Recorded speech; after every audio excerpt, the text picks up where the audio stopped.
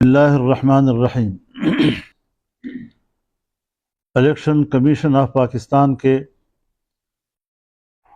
مخصوص نشستوں کی تقسیم کے بارے میں فیصلے کے خلاف سپریم کورٹ کے فیصلے پر حتمی رائے آئینی اور قانونی ماہرین ہی دے سکتے ہیں۔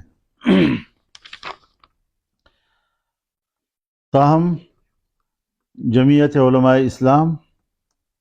سپریم کورٹ کے فیصلے کو جزوی طور پر تسلیم کرتی ہے اور اس فیصلے کے نتیجے میں پی ٹی آئی کے ساتھ خیرسگالی کا اظہار کرتی ہے۔ ہم امید کرتے ہیں کہ دونوں جماعتوں کے باہمی تعلقات میں بہتری کے لیے پیش رفت کی طرف مفید ثابت ہوگا اور تحفظات کو دور کرنے کے لیے مذاکراتی ماحول تشکیل دینے میں مددگار ثابت ہوگا۔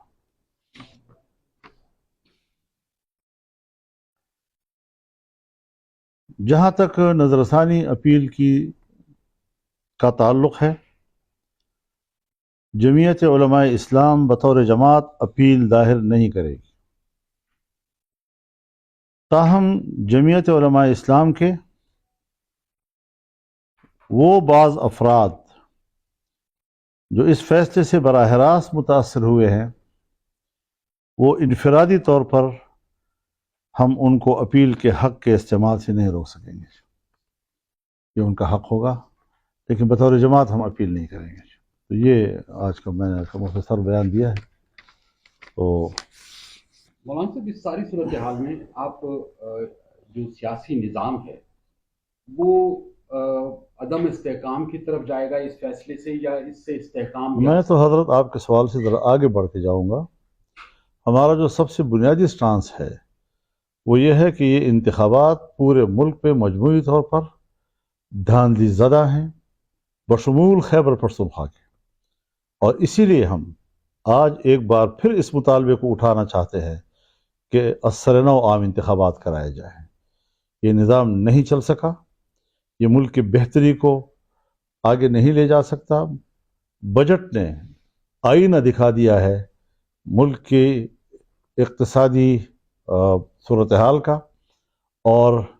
انہوں نے ملک کی معیشت کے مستقبل کو اتنا خوفناک بنا دیا ہے کہ ابھی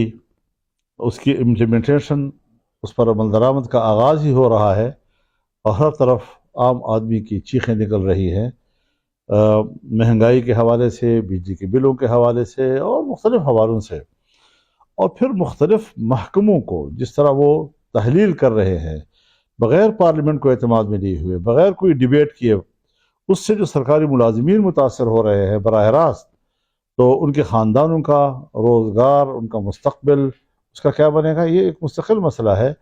تو اس لیے ایک ایسا انتخاب ملک میں ہونا چاہیے کہ جس سے اسٹیبلشمنٹ دور رہے۔ ہمیں امن و امان کے خطروں سے کوئی سروکار نہیں ہے، ہمیں تحفظ نہ دے، ہم ان کا تحفظ نہیں چاہتے۔ ہم چاہتے ہیں کہ انتخابات ہوں، عام انتخابات ہوں، اسٹیبلشمنٹ بالکل لا تعلق رہے،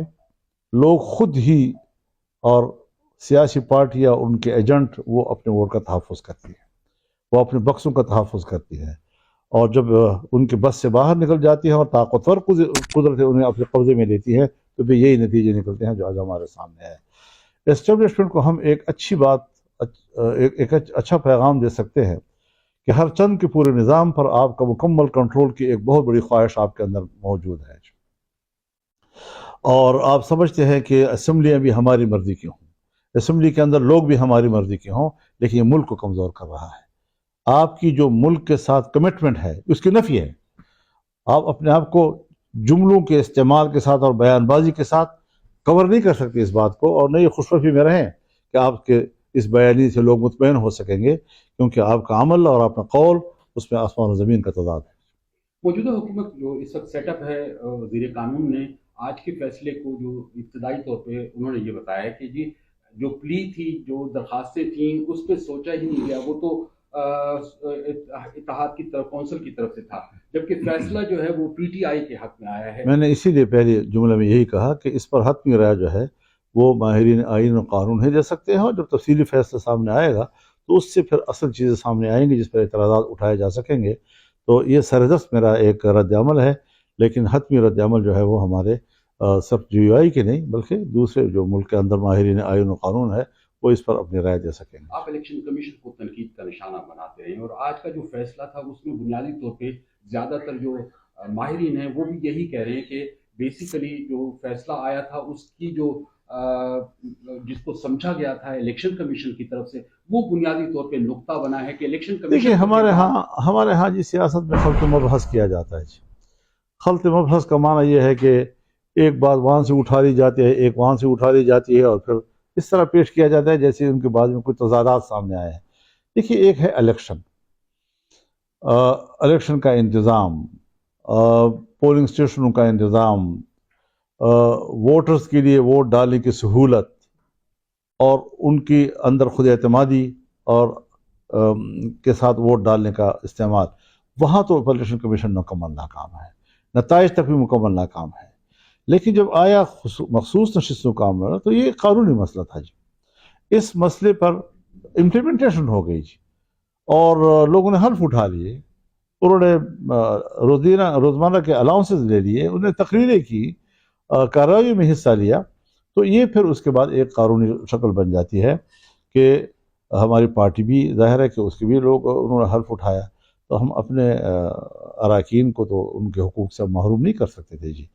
تو جب ایک دفعہ ایک فیصلے پہ امپلیمنٹیشن ہو گئے اور ہم نے خود امپلیمنٹیشن کی اور پھر ہم ہی اس کی مخالفت کریں، یہ بھی ذرا عجیب سا لگتا تھا۔ تو اس حوالے سے ہمارے وکلاء نے بڑے سوچ سمجھ کر